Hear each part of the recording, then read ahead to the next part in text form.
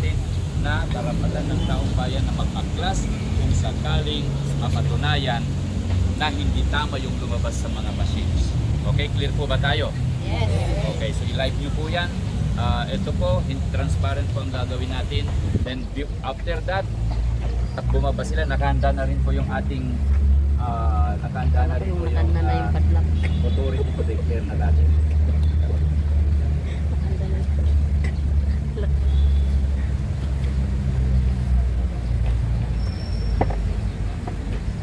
Ito po yung pinareceive natin kay VP Sara kagabi. Opo. Hand over by Ma'am Precious. Talagang Ito. inabot niya mismo kay pang Vice President. Ito. Mahirap gawa. Actually, nawalan na ako ng pag-asa. Ito Hindi, ayan si VP Sara. Kahagabi. Talagang hinabol ko ay. Marinig niya. Oo. Sa consultation natin. Ayan. Andito yung mga people. Si VP Sara yan na. May video yan. Ayan. Oh. Ngayon. Hindi, sumok-sok ko sa mga bakal-bakal. Ebidensya ng panluloko. Nandito yung Ilay-ila ko ng PSD. Maliit. Tapos, ang daming barkada. Congressman Del Fernandez na namimigay ng Ikaw yung naka-miniskirt kagabi, ma'am? Opo. Yun nga. Nakita-kita mo nun ako. Tulong-tuloy yung pating hita mo. Yun nga. Ay, hindi. Tinatawag ang moment ng sinalapunya. Peke yan, peke. Para magpaliwanag nyo sa Kagabi na, buti pero talaga, hanggang si VP Sara. show post order lamang. Walang ang Uy, wow. Yung mga paborito ko. mababang posisyon. Pero itong dalawa ito at mga iba hindi nila dito. So anong ibig sabihin nyo? Yung papeles na hawak ko, nireceive niya, hinawakan ni Ma'am Sara, tapos binigyan niya sa PA niya. Nakapag-tell ng COC. Okay? Ang isa pa dito, yung pinatunayan ng international na yung pag-connect sa server ng internet during the election. So, yung mga buboto, kung may mga buboto, mag-observe tayo. Tingnan natin yung likod ng machine kung naka-seal. May puti yun na alam niyo yung ano ng bisikleta sa mga cable.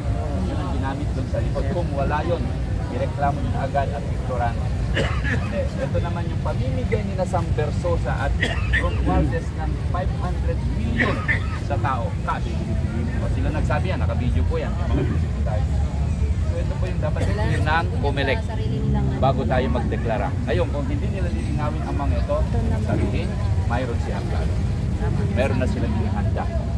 Okay, yan lamang po, Chairman Garcia. Kung makarating po sa inyo ito, wala kaming paghimok ng gulo, kundi kailangan naming maklear ka sa taong bayan para wala na matanggal yung duduso ng taong bayan. Pero pag hindi kayo bumaba ngayong araw na ito, nasa desisyon na po ng taong bayan. Tinutulungan namin po kayo para maligtas kayo sa paglitis ng taong bayan kasi gagamitin nila yung People's Court of Justice. Ginamit na po natin yan ng SB 1869. At pag hindi tumugon at hindi bumaba ay ni-representative para malinawan ang lahat nito. So mamaya i-declara, i-urge natin sa United People's Initiative kasi hindi po naman tayo yung United People's Initiative. May mga official po dyan. So i-urge natin, i-declara nila ang failure of election bago maganap ang election. Mas mabuti na gawin natin ng mas maaga ito. Ngayon pa lang, hindi yung magdeklara tayo ng failure of election tapos na yung ginawa nila.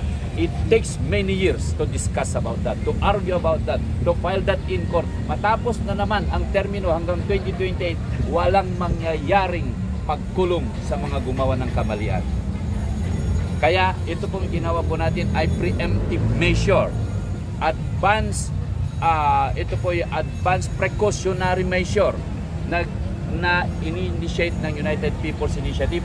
Magde-deliver lamang po kami sa COMELEC ngayon. So yun po ang gagawin natin ngayon. Okay, so mamaya i-declara natin, mag-discussin natin para marinig nila na ito ay warning ng taong bayan na hindi biro ang People's Initiative ng bayan. Dito nila mapapatunayan ulit. Bakit? Kung maalala yun ng last election, pakita ko sa inyo.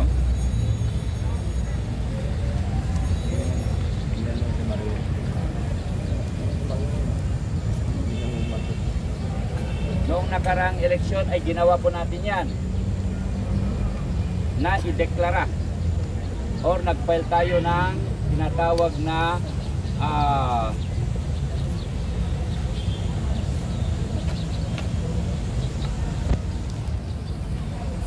Nagdeklara tayo nung nakarang taon na tinatawag na DRO. So ito po yung final demand natin. Yan, nakita niyo po yan. Silyado po yan ng People's Initiative NPICC. Nakita yung silyado po yan. So nandyan po yung mga nakapirma. Wala pa si na Captain Gri, pero kanina na ano na yan. So andito po yung mga judges ngayon. Kayo ang judges ngayon. Kayong taong bayan.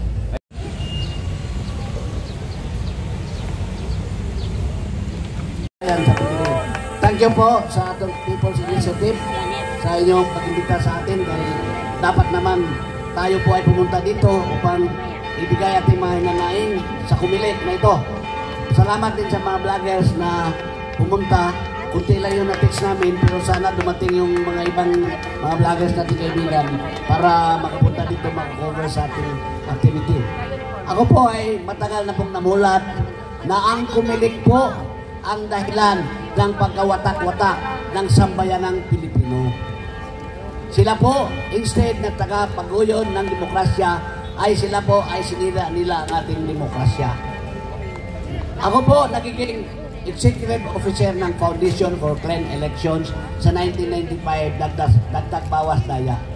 Yun po ay daya yun ng kumilik eh. Dagdag bawas, plus minus, manual election.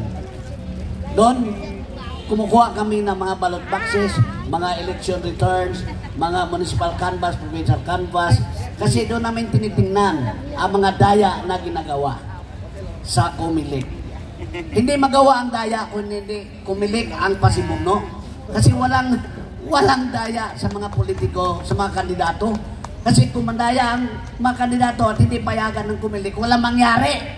Kumilik po ang utak ng mga pandadaya sa ating bansa. Bawat eleksyon.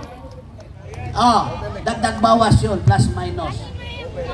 And 2001, nagkaroon na rin ng daya.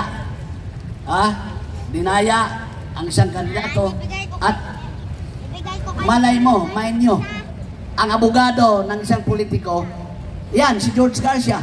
Abogado yan ng mandarayang politiko. Siya yun. So yun ang kanyang karakter, yung track record. Alam ko yun. Dahil nandun ako, tumulong din ako bilang sa Foundation for Clean Election. And then, ayong namayapang Attorney Garcia. Magtaka kayo, Attorney Garcia. Ngayon Garcia. Diba? Famous talaga yung mga G. Diba?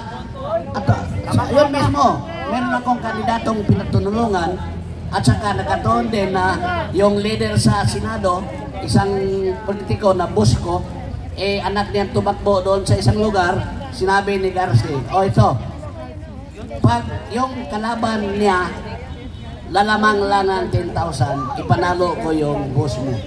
Paano natin gawin yun? O yun, sabi ni namayapang Garcia, gagamit tayo ng 10 computer, gawa tayo ng cheating room. Kunin natin mga trending. Pero sinali na pa doon ni Garcia yung mga party list na namimili ng boto. Kasi yung party list noon sa 2010, sa 2010 na, walang bumuboto doon. Diba? Walang bumuboto sa party list eh. Hindi kilala. So yung zero ng party list, ginawa ng kumilik ng 1,000. Pero bayad yun. Yun ang mga daya ng kumilik na ginagawa. Kaya nga, yung party list, yung mga nanalong mga politiko nagbayad, hindi yun elected by the people, kundi comelected by Comelec. Alam mo yung comelected? They are elected by Comelec kasi nagbayad sila sa Comelec. Yun ang katotohanan na mamayapa na si Atty. Garcia. Yung politiko na yun na tinulungan ko, kasi nagkaroon ng ghost voters doon sa computer na 30,000, paano ka malalamang ng 10,000? Diba? Paano mo? So wala, surrender. Pero yun ang katotohanan na Comelec po ang utak ng dayaan. Comelec. Wala silang ginagawa. Kaya nga ako nagtaka. Nung nagka-People Power 1, ano ba ang mitsa nun? Diba daya ng Comelec? Diba dinaya si Cory nung snap election? Nag-trigger ng People Power 1 sa Itzawan. Yung daya sa Comelec. Yun po. at nagkaroon ng people power. Noong nagkaroon tayo ng people power, akala natin magkaroon ng isa sa mga nakalimutan sa framers of the Constitution, yung kumilik, hindi na reforma yung kumilik. Dapat sana ang mga commissioners sa kumilik hindi appointed by the President because magkaroon siya ng utang na loob sa nag-appoint sa kanya. So paano siya maging neutral? Dapat pala kayo pakinggan nyo, kumilik, mga nanadyan na mga empleyado sa kumilik. Dapat ang magiging commissioners ninyo, rose from the rank, hindi appointed ng Presidente para impartial kayo at neutral kayo. Yan po ang dapat mangyari sa kumilik nyo. Impartiality comes from wala sanang dayaan kung hindi ina-appoint si Kumilik Garcia ngayon. Sino nag-appoint sa kanya? Di ba si Bongbong Marcos? O ngayon, kung sabihin ni Lisa Marcos, mandaya ka dahil mamimira ako, yun na yun.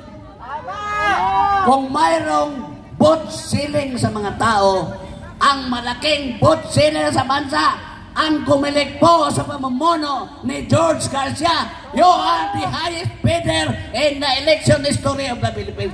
Kaya nga, yung predecessor mo, si Bautista, wala kasing accountability. Layas lang kung magkaroon ka ng pera. Diba? Punta ka lang yun sa mga offshore accounts mo. Doon nyo pinupundo yung pera kinikita ninyo. Kasi wala kayong accountability. Kasi pag expire kayo, pwede na kayong umalis. Ngayon, yan din ang mangyari sa iyo, George Garcia. Yes ka, dalhin mo yung mga offshore accounts mo doon. Diba? Yun ang malaking iskandalo ng ating bansa na mula noon hanggang ngayon hindi na-resolva dahil ang kumilik mismo ang pumamatay ng ating demokrasya. Sila ang pumamatay ng ating demokrasya. Kaya nga, nabubuhay ang mga buhaya dahil sa kumilik na ito. Bawat election, 3 years after 3 years, lumulubo ang bulsa ng mga nasa poder sa kumilig.